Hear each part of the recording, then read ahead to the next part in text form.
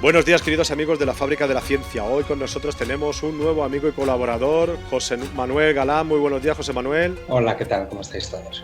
Muy bien, muy bien. Hoy volvemos al Antiguo Egipto y vamos a visitar un yacimiento, el proyecto Yehuti, ¿verdad?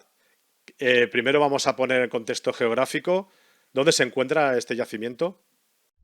Bueno, el proyecto Yohuti lleva 19 años excavando en la orilla occidental de Luxor. Luxor queda a 600 kilómetros al sur del Cairo. Es como la capital del sur, por decirlo así, desde época antigua hasta hoy. Y en la orilla occidental, la ciudad creció en la orilla oriental, alrededor de los templos de Luxor y Karnak. La necrópolis está en la orilla opuesta, en la orilla occidental, por donde se pone el sol.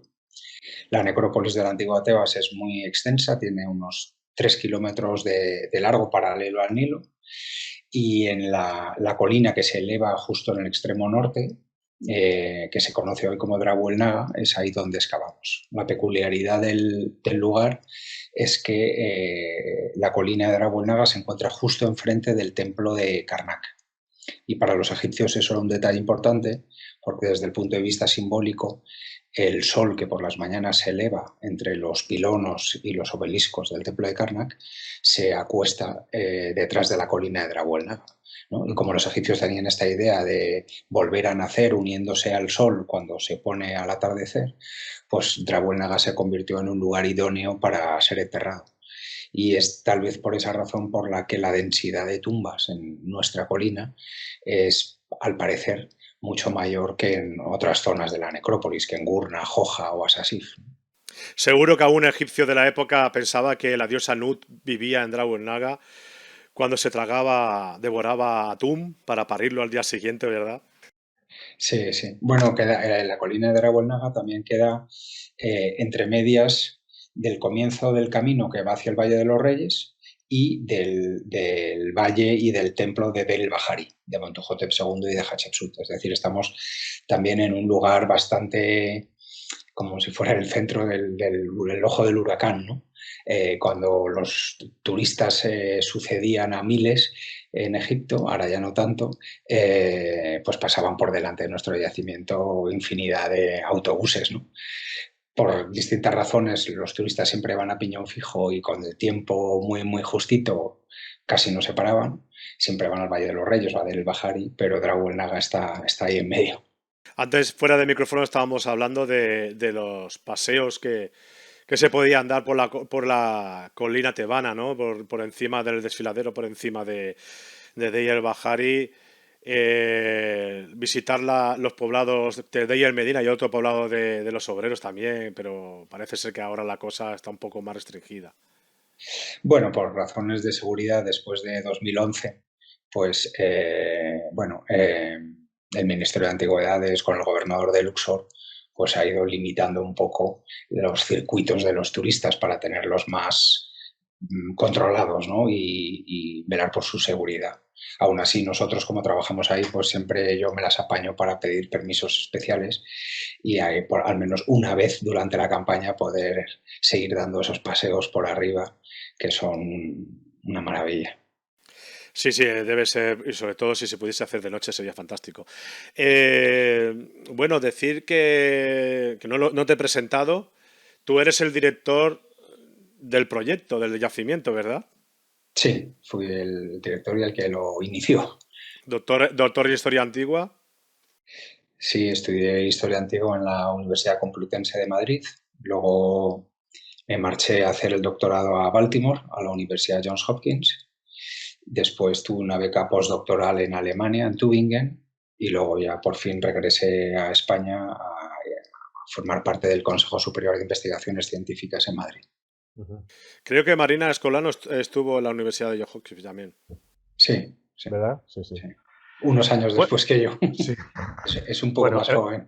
es jovencita todavía, sí, sí. Ahora está en Liverpool. Bueno, que por cierto la tendremos en breve también, la Fábrica de la Ciencia. Bueno, ahora vamos a hablar del contexto, hemos hablado del contexto geográfico y ahora vamos a hablar del contexto histórico. Hay que ubicarlo en el Reino Nuevo, ¿vale? Bajo el reinado de Hatshepsut. Pero habla más de este contexto histórico.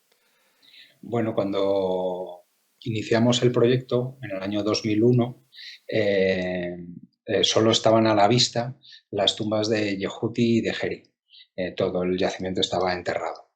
Eh, como la tumba de Yehuti era la más grande, en principio la más vistosa, pues yo elegí el nombre de este personaje para bautizar el proyecto con el nombre de Proyecto Yehuti.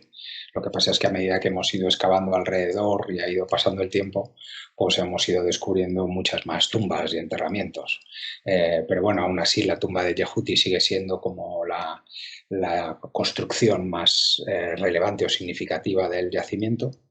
Y efectivamente Yehuti fue el supervisor del tesoro y de las obras de la reina Hatshepsut en torno al año 1470 a.C. Junto a su tumba que está decorada en relieve y que tiene inscripciones que nos hablan de su vida, de su servicio a la reina, etc. Junto a la tumba de Yehuti está la tumba de Geri, que vivió unos 50 años antes, en torno al año 1520 a.C., debió morir bajo el reinado de Amenhotep I, y su tumba también está decorada en relieve y desde el punto de vista histórico y artístico es casi igual de relevante que la de Yehuti. ¿No? Esas son las dos grandes tumbas excavadas en la roca de la montaña y que están decoradas y que estamos ya preparando, terminando, para poderlas abrir al público en breve. Pero como digo, excavando alrededor hemos encontrado enterramientos desde el año 2000 a.C., desde comienzos de la dinastía 12 hasta época romana. Incluso en la última campaña que llevamos a cabo en enero-febrero de 2020, encontramos por primera vez cerámica del Reino Antiguo. Es decir, que nuestro yacimiento abarca más de 2000 años de historia de Egipto, de historia de Tebas, lo que nos permite ver muy bien la evolución de los rituales funerarios, las costumbres, las creencias y, en definitiva, la vida social y cultural de la antigua Tebas, ¿no? Es muy interesante lo del reino antiguo porque lo que estabas diciendo, que Tebas en aquella época no tenía tanto poder como podía ser, por ejemplo, el norte, ¿no? En Memphis y en Heracleópolis también más adelante, pero sí que como capital ya a partir del Reino Medio y el Reino Nuevo ya encontramos a Tebas como la capital principal de todo el reino, ¿no?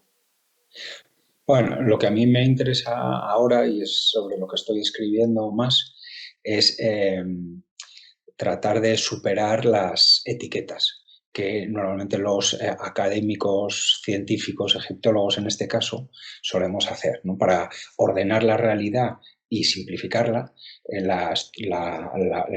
Nos gusta a los científicos hacer cajoncitos y casitas y tener todo composites, todo bien ordenado. Pero la realidad es caótica y compleja, como la de hoy en día, ¿no? Entonces, Drabuelna es famosa y conocida entre los egiptólogos por los enterramientos de los reyes, aunque no lo eran del todo porque gobernaban solo el sur, los reyes de la dinastía 17. ¿No? El famoso Kamose, que lucha contra los Ixos, Ahmose, que los acaba venciendo, el tesoro de la reina Hotep, las supuestas pirámides de adobe de los reyes Intef y Sobekemsaf. Entonces Drabolnaga tiene la etiqueta de dinastía 17. Pero en realidad, siendo parte de la necrópolis de la antigua Tebas, hay enterramientos, eso, desde el reino antiguo, pero sobre todo desde la dinastía 12 hasta época romana, ¿no? Y cada vez más nosotros estamos sacando a la luz estructuras muy interesantes e importantes de la dinastía 12. ¿No? De tal forma que los nuevos hallazgos de la dinastía 12 realmente explican por qué luego los reyes se van ahí en la dinastía 17, ¿no? Porque ya años antes esa zona era importante, ¿no? Y no es al revés, no la gente se va porque van los reyes, sino los reyes.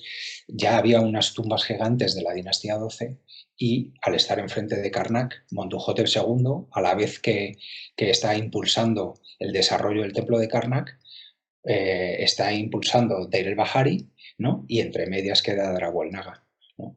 Entonces, bueno, la idea es que mostrar que la realidad es compleja y que las etiquetas a veces que nos ayudan a entender una realidad compleja acaban por engañarnos más que por ayudarnos, ¿no?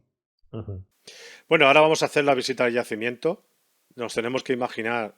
de forma virtual, pero nos tenemos que imaginar que somos un equipo. Bueno, tú no te lo puedes imaginar porque tú lo eres, pero los oyentes y yo nos tenemos que imaginar que somos arqueólogos, que vamos al yacimiento. ¿Qué nos encontramos lo primero? Bueno, cuando uno llega al yacimiento, lo que más llama la atención es el lío que hay. ¿Y por qué? En realidad, las tumbas de la antigua Tebas son tan llamativas desde todos los puntos de vista que tanto los ladrones de época antigua como los egiptólogos sienten una atracción fatal hacia su interior, ¿no? Los ladrones van buscando los tesoros, los egiptólogos van buscando inscripciones o representaciones figurativas y tanto unos como otros ignoran el exterior. De tal forma que cuando uno visita Luxor y la necrópolis de la antigua Tebas, ve las tumbas como si fueran islas independientes. No se ve la conexión entre ellas y no se ve que hubiera nada delante, a un lado, encima de esas tumbas. Pero es falso, es una imagen errónea. La necrópolis tenía caminos, tenía vías de acceso. En el exterior de las tumbas se llevaba a cabo la ceremonia de la apertura de la boca, por ejemplo, o los banquetes anuales en honor al difunto, como el Día de Todos los Santos Nuestro. Es decir, que la necrópolis estaba llena de vida alrededor de las tumbas. Entonces, lo que pasa es que, como digo, el interior de las tumbas ha ejercido tal atracción que se ha ignorado el exterior. Cuando uno visita nuestro yacimiento, nosotros llevamos 19 años excavando fuera de las tumbas. Y de repente dices, contra, sí, hay mucho más de lo que parecía, efectivamente. ¿No? Eso es lo que nos ha llevado a descubrir tumbas más antiguas, nos ha llevado a descubrir un jardín funerario a la entrada de una de las tumbas de la dinastía XII. Encontramos ataúdes dejados sobre el suelo, no ya dentro de una tumba excavada en la roca, sino ni siquiera en un pozo, sino simplemente dejados sobre el suelo. Tenemos bastantes ataúdes tal cual. Eh, es decir, que eso es lo que más sorprende al visitante, ¿no? Ver la complejidad de las tumbas y las distintas cronologías, ¿no? Cómo las tumbas van buscando los huecos que dejan las tumbas anteriores, ¿no? Y eso ayuda también a entender, ¿no? ¿Por qué la tumba de Yehuti está ahí? ¿Por qué la tumba de Heri? ¿No? ¿Por qué esta tumba tiene esta forma tan rara? Pues para esquivar otra tumba que había anterior, ¿no? Eso yo creo que es lo que llama mucho la atención y luego también, que es muy bonito, es que hemos recuperado muchas estructuras de adobe. O sea, si bien en la dinastía 18 Tebas tenía muchos recursos y sus altos dignatarios podían hacerse tumbas excavadas en la roca, decoradas en relieve o pintadas, en la dinastía 17 incluso la élite construía en adobe, ¿no? Y de eso se ve poco, ¿no? Entonces nosotros ya tenemos varias capillas de ofrendas construidas en adobe delante de los pozos y eso también es un detalle poco visto, poco conocido y que nosotros ahora estamos estudiando, ¿no? Y luego ya por fin, bueno, pues cuando entras dentro de la tumba de Yehuti de Heri, como he dicho al principio, llevamos mucho tiempo restaurándolas. Estamos a punto de poderlas ofrecer al Ministerio de Antigüedades para abrirlas al público y se han convertido en dos monumentos espectaculares. La tumba de Yehuti la hemos iluminado con luces LED, parece el Museo de Berlín, y bueno, toda la tumba luce preciosa, preciosa.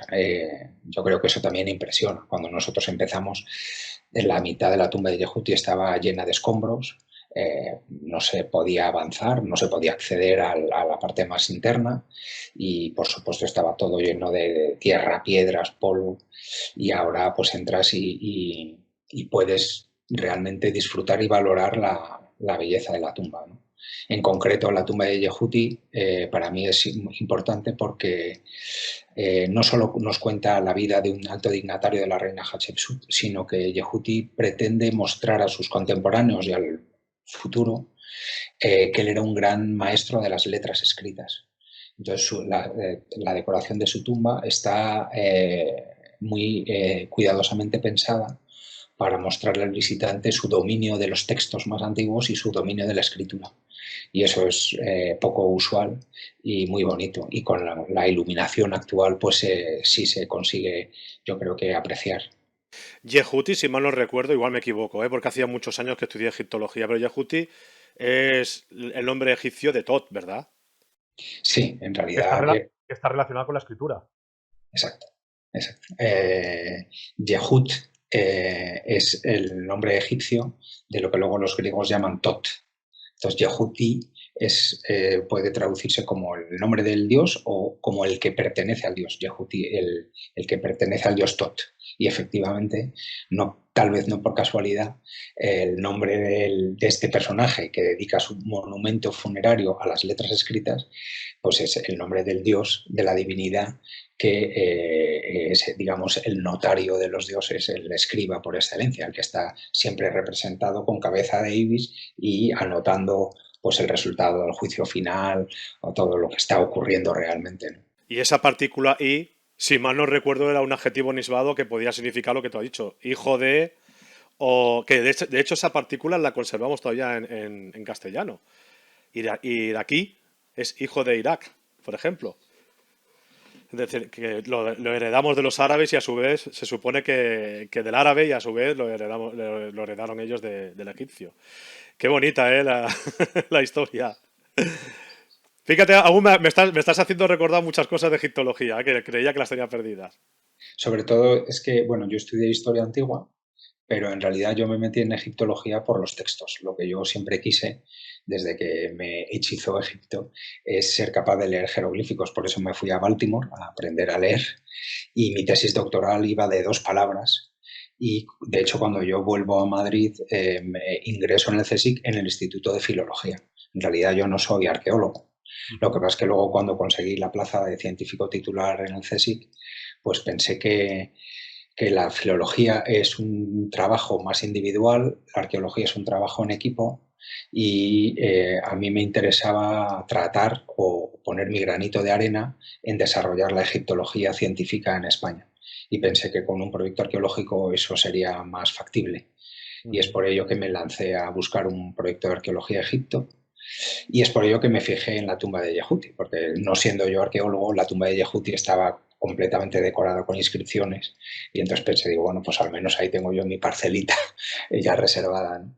Lo que pasa es que, bueno, luego 19 años después, pues me considero un poco arqueólogo y, bueno, Hombre, algo de disfruto experiencia. igual con los textos que con la arqueología o con las momias, ¿no? Algo de experiencia tienes ya después de tantos años, claro.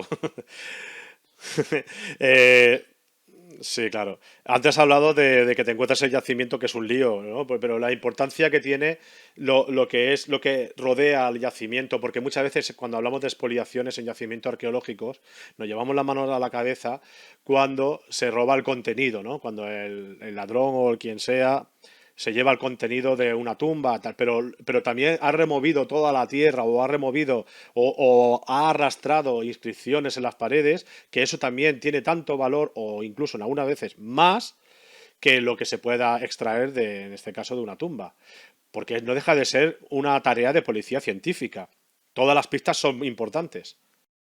Claro, por ejemplo, una historia muy bonita es que a finales del siglo XIX y muy comienzos del siglo XX, las tumbas se empiezan a robar no los objetos, como decías tú, sino trozos de las paredes para vender a los turistas, ¿no? Y la tumba de Geri sufre especialmente esta acción, porque los relieves son muy bonitos, casi parecen del Reino Medio, aunque son de comienzos del Reino Nuevo, y entonces los locales sabían que a los turistas les gustaban las piezas pequeñas que puedan meter en la maleta y que sean caritas. Entonces, por ejemplo, hay una escena de banquete de la familia de Geri, preciosa, pues arrancan las caras de los hermanos y hermanas de Geri para venderse, ¿no? Esto ocurre, como digo, a finales del siglo XIX y principios del XX. Curiosamente, el que se convierte en el adalid protector de las tumbas tebanas es un filólogo, no un arqueólogo. Es Gardiner, el autor de una de las gramáticas. Gardiner con Weigel es el que se da cuenta que las tumbas hay que protegerlas y entonces lo primero que hace es numerarlas, la numeración actual de las tumbas, por ejemplo, Yohuti Geri es TT11, TT12, que es Zibantum 11, Zibantum 12.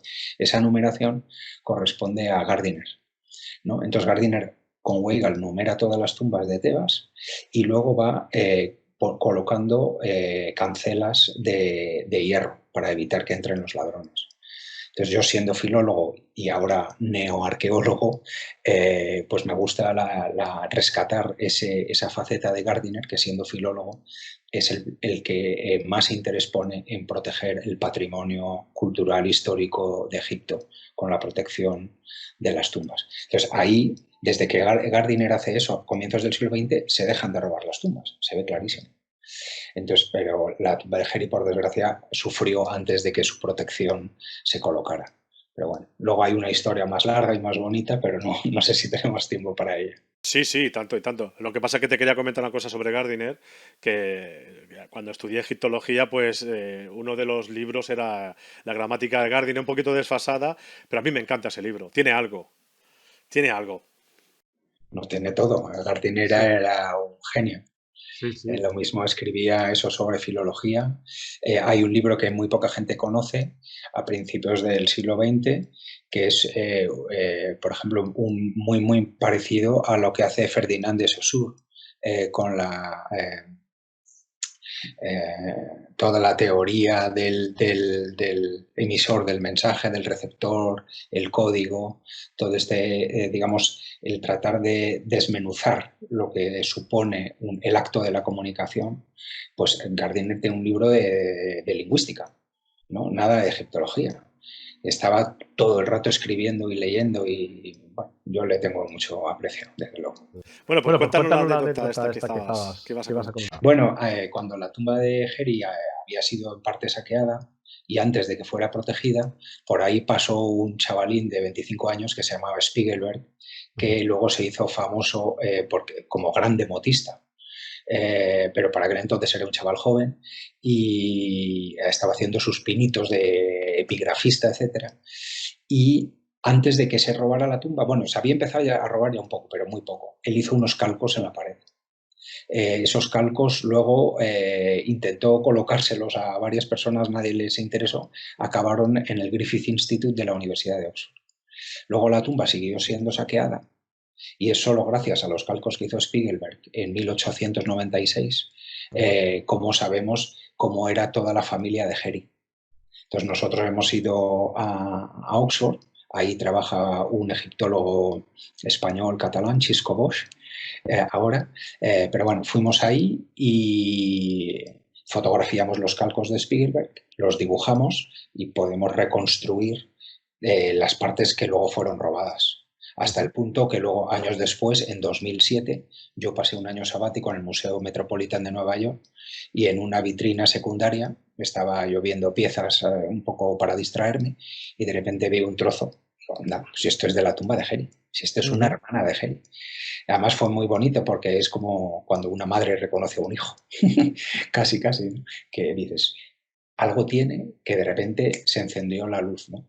Y gracias a tener los dibujos, pues fui corriendo a mi carpeta y efectivamente pude comprobar que no es que fuera una intuición, una locura mía, sino que estaba en el dibujo de Spiegelberg, ¿no? Porque todavía estaba en su sitio cuando Spielberg hizo el calco, ¿no? Entonces fui a las autoridades del Metropolitan y, bueno, el cartelito ponía Dale el Bahari, porque en realidad luego es muy bonita el uso de las comunicaciones actuales, porque descubrimos que esa pieza había sido donada por una señora rica de Westchester, metiendo el nombre de esta señora que donó la pieza en el 70 y tantos, descubrimos que había pasado la luna de miel en Luxor en 1904. Entonces, había sido una de esas turistas que había comprado un trozo, ¿no? Cuando ya era mayor, lo donó al Metropolitan. El Metropolitan no sabía de dónde venía y le puso la etiqueta del Bahari, ¿no? Y nosotros pues la ubicamos en su sitio, ¿no? Luego con el Metropolitan hicimos una réplica de la piececita y la hemos colocado, dejando claro que es una réplica, en el lugar correspondiente en la tumba, ¿no? Y luego descubrimos otro trocito más en Londres, en el Museo Petrie de la University College London.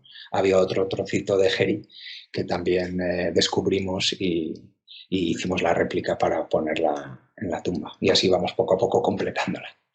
Las historias de estos descubrimientos de finales del 19, principio del 20 y todo la expoliación que se realizó y luego la intervención arqueológica son dignas de auténticas novelas de intriga, porque el otro día Desde el Sí, punto de sí. vista arqueológico, o sea, lo que tú pretendes es entender lo que te encuentras. Para entender lo que te encuentras no solo tienes que conocer, digamos, la época, el pasado antiguo, sino también lo que ha ocurrido en el pasado reciente, ¿no? La acción de los saqueadores, la acción de los egiptólogos que han pasado antes que tú, y eso te ayuda a entender muchas cosas.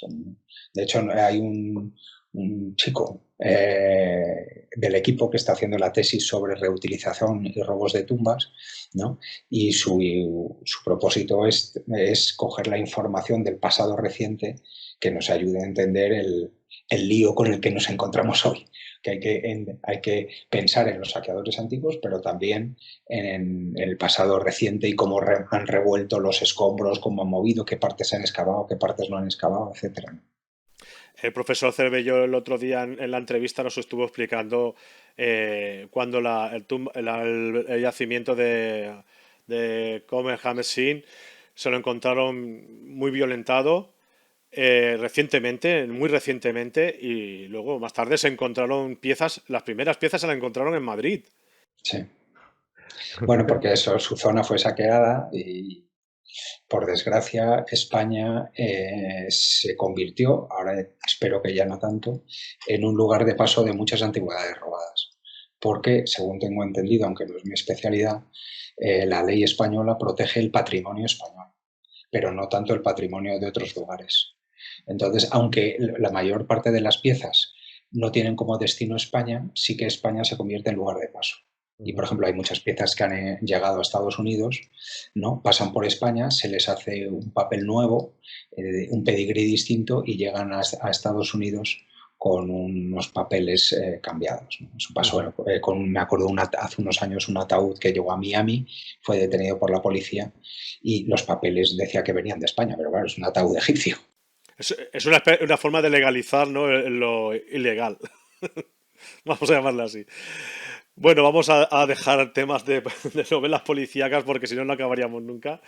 Vamos a hablar primero de los grandes momentos de estos últimos 19 años. Porque sí que es verdad que el yacimiento bueno, el proyecto de Yihuti nos ha dado momentos estelares.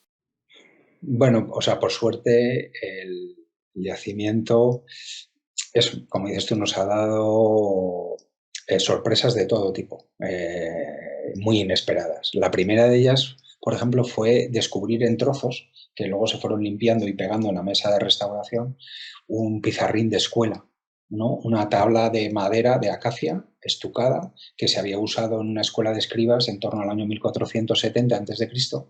para aprender a manejar el pincel, escribiendo un texto. Previamente había sido escrito por el maestro y el alumno lo copia al lado, y luego el maestro ha hecho un dibujo dentro de una cuadrícula y el alumno lo copia al lado. O sea, una versión antigua de nuestros cuadernos de caligrafía Rubio, donde para aprender a manejar el lápiz copiábamos un texto y copiábamos un dibujo dentro de una cuadrícula. Exactamente igual aprendían a manejar el pincel los antiguos egipcios en el siglo XV a.C. La peculiaridad de esa tabla de escriba, que bautizamos con el nombre de la tabla del aprendiz, porque pertenece al alumno, no al profesor, la peculiaridad es que el dibujo que se realiza en la cuadrícula, que hace el maestro primero y después el alumno, es un retrato frontal de un faraón. Los retratos frontales son anómalos. Normalmente el arte egipcio, por convención, representa el rostro humano de perfil, y este es un retrato de un faraón frontal, con la segunda peculiaridad de que al parecer es la reina Hatshepsut, no es un hombre, es una mujer. ¿Por qué? Porque la cuadrícula en la que se hace la figura es un canon de proporciones. Tanto el hombre como la mujer tiene 18 cuadrados de alto, desde arriba de las cejas, porque luego puede tener distinta corona, desde arriba de las cejas hasta la planta de los pies, hombre y mujer 18 cuadrados. Pero para distinguir uno y otro, los hombres tienen 6 cuadrados de anchura y las mujeres 5. Curiosamente, nuestro faraón tiene 5, ¿no? Siendo probablemente el faraón representado Hatshepsut, y habiendo encontrado los trozos de la tablilla delante de la tumba de Yehuti, probablemente esa pizarrín de escuela habría sido utilizado por el propio Yehuti en sus años mozos como escribano. Y bueno, ahora se encuentra expuesta, mal expuesta, en el Museo de Luxor, pero realmente es una joya de la cultura escrita egipcia. Eso, como digo, fue el primer hallazgo. El segundo, así importante, es la cámara pintada de Yehuti, ¿no? La tumba de Yehuti, cuando entramos, la parte interna estaba llena de escombros. Conseguimos excavar los escombros, ya descubrimos la entrada a un pozo, excavamos el pozo, que tiene casi 13 metros de profundidad, y llegamos a la cámara funeraria. Para desgracia de mi capataz, que él se esperaba encontrar el tesoro de Tutankamón, la cámara estaba vacía, había sido saqueada, pero por suerte los saqueadores no habían dañado la decoración de las paredes y el techo. Las paredes y el techo estaban enteramente escritas con pasajes del Libro de los Muertos. Es una de las versiones más antiguas de esta composición funeraria. Además, al estar escrita en las paredes y el techo, es tridimensional y entonces los capítulos se adaptan al espacio. Los capítulos que hablan de las almas del cielo están escritos en el techo y los que describen el inframundo están escritos en la parte de abajo de la pared. O sea, es algo que en un papiro el escriba no puede hacer. Claro. Pero al tener 3 dimensiones, pues el escriba juega con el espacio para ubicar los capítulos. Eso es chulísimo. Luego, además, al estar escrito sobre una capa de estuco, se puede estudiar muy bien cómo el escriba traza los signos y se puede reconstruir muy bien el movimiento de mano del escriba, ¿no? Y cosa que no se ve tan bien sobre un papiro u otra superficie. Entonces ahí tenemos también una mina para lo que se denomina estudiar la materialidad de la escritura. O sea, cuántas veces tiene que mojar el pincel el escriba, cómo corrige los errores, cómo traza los signos, ese tipo de cosas. Pues la cámara funeraria de Yehuti se ha convertido en un campo de pruebas fenomenal. Y luego, para ahorrar un poco de tiempo, el último hallazgo así importante ha sido en 2017 un jardín funerario delante de una tumba del año 2000 a.C., de la dinastía 12. Excavamos a la entrada, yo esperaba encontrar las jambas y el dintel de la tumba que nos diera el nombre del propietario, pero siempre cuando buscas algo, eso es lo que no encuentras, y lo que no buscas se te cruza en el camino. Y entonces no encontramos las jambas del dintel, no sabemos el nombre del propietario de la tumba, pero encontramos un jardín construido en adobe y barro, mide unos 3 metros por 2,5, está dividido en cuadrículas, con la inmensa suerte de que las cuadrículas conservan los restos botánicos, las semillas de las plantas que allí se plantaron hace 4.000 años. Realmente se nos ha abierto también, hay un campo de estudio de arqueobotánica fantástico y único, porque se conserva, todo se conserva seco y fenomenalmente bien, ¿no? Eso, toda la parte botánica la estudia una investigadora del CSIC que se llama Leonor Peña, con Guillem, y ahí tenemos una posibilidad de aportar al campo de la egiptología muy original, ¿no? Bueno, podemos encontrar los agujeros frente al templo de Hatshepsut y de Montuhotep, los agujeros donde estaban los árboles, creo que eran de sicomoro, pero solamente se conservan los agujeros donde están encontrados. Pero encontrar semillas, que es importante, ¿no? Porque también pensad que depende de qué fueran las semillas, no tenían la manipulación genética que tiene hoy en día, ¿no? Porque si estamos hablando de cereales, por ejemplo, el cereal ha cambiado, ¿no? Y es muy Claro, interesante nosotros, poder... por ejemplo, ya hemos identificado cilantro en los cuadrados, hemos identificado una especie de cucurbitácea a mitad de camino entre el melón y el pepino, pero también tenemos flores de la familia de las margaritas, de las cerácea, y bueno, o sea, el jardín combinaba, al parecer, plantas que podrían utilizarse en la mesa de ofrendas como alimento, pero también plantas simbólicas que sabemos por la iconografía que se le ofrecían al difunto, las flores, ¿no? O sea, es una combinación de plantas simbólicas y plantas prácticas, por decirlo de algún modo, ¿no? Pero bueno, por ejemplo, hablando de lo que tú dices, también encontramos un año antes, en 2016 yo creo, una botellita de la dinastía 17, del año 1600 a.C., que estaba llena de granos de cebada con 2 dátiles. Y es una cosa chulísima, porque, claro, estaba pensado para hacer cerveza dulce. Sabemos por los textos que la cerveza dulce se le añadían dátiles a la cebada. Lo que ha hecho en este caso los que prepararon la mesa del difunto es no hacerle una jarra de cerveza, sino meterle los ingredientes para que el difunto se pueda hacer cerveza fresca en el más allá, ¿no? Para que no se le vaya el gas. Y impresionante, que se conservaban los granos de cebada como si fueran de hace un par de años. Sí, sí, interesante, muy interesante. Antes has hablado bueno, muchos oyentes que conocen este proyecto relacionan este proyecto con la imagen frontal en este caso parece ser de Hatshepsut, ¿no? Y es curioso porque el canon artístico en el Antiguo Egipto, salvo periodos como bajo el reinado de Akenatón, eh, también bajo el reinado de Sesostris III, que se representaba al faraón de viejo, ¿no? Y alguna representación del Reino Nuevo también, en la que aparecían unas músicos, unas mujeres músicos y aparecían algunas de frente. Muy pocas veces, según el canon egipcio, podían aparecer imágenes de forma frontal, ¿no? ¿Qué habéis sobre lo que tenéis delante? ¿Qué podéis deducir más o menos de a qué se debe este fenómeno tan atrevido? Porque yo supongo que quedaría, si fue Yehuti el que lo hizo, quedaría para él. Su intención no era duplicarlo para que hacerlo estándar, ¿no? Pero bajo vuestro punto de vista, ¿qué significa esto? Bueno, si bien el artista egipcio, cuando representaba la figura humana, la representa la cabeza de la cara, de perfil, hay un momento en el que el artista sí que se enfrenta al rostro frontal.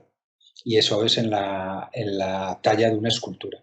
Ujú. Cuando el escultor está tallando una estatua, ¿no? Y en el bloque de piedra hace un sketch previo, ahí el artista inevitablemente tiene que hacer un rostro de frente. Hay una mastaba en Saqqara, donde en una de las paredes hay una sucesión de figuras del difunto, y no me acuerdo, deben ser como unas 12, y la sucesión está inacabada, y se ve en las figuras que todavía no se han tallado como el sketch es casi idéntico al de nuestra tabla. O sea que probablemente el ejercicio de dibujo sería como el sketch previo a la talla de una escultura del rey, en este caso de Hatshepsut.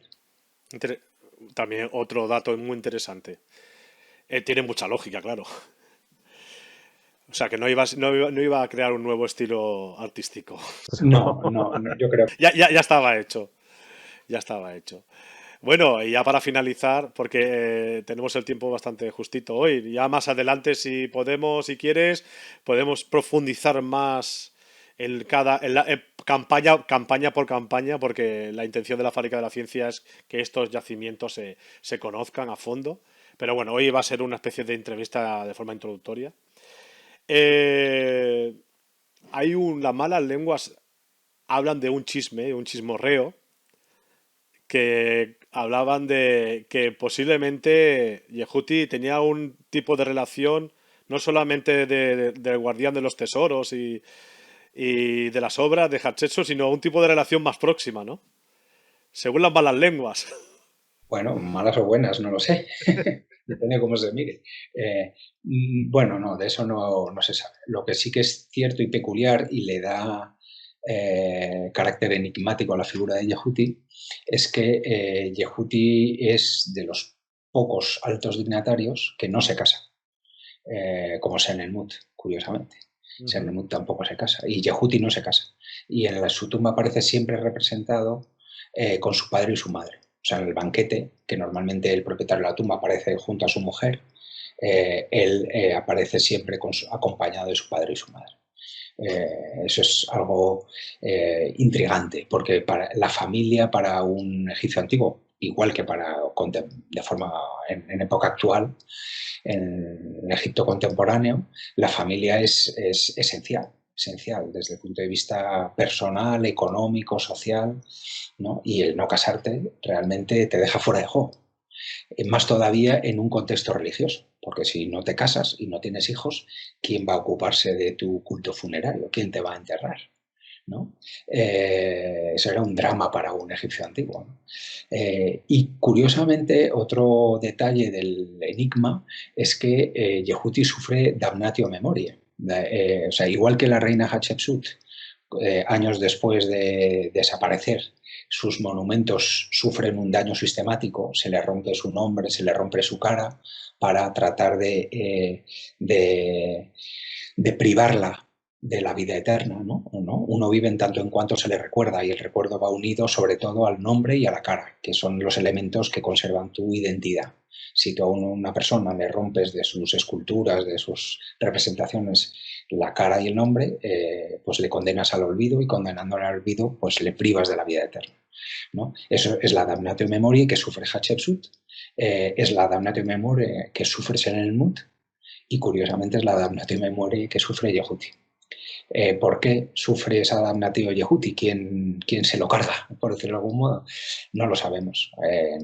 No sabemos si es un problema de tipo familiar, algún sobrino que no heredó lo que esperaba heredar, o algo relacionado tal vez con el padre. El padre sabemos que tiene un nombre muy raro que parece semítico, parece que no era egipcio el padre de Yehuti. Pero no, eso tampoco tiene nada que ver. Bueno, eso no es razón para sufrir damnatio.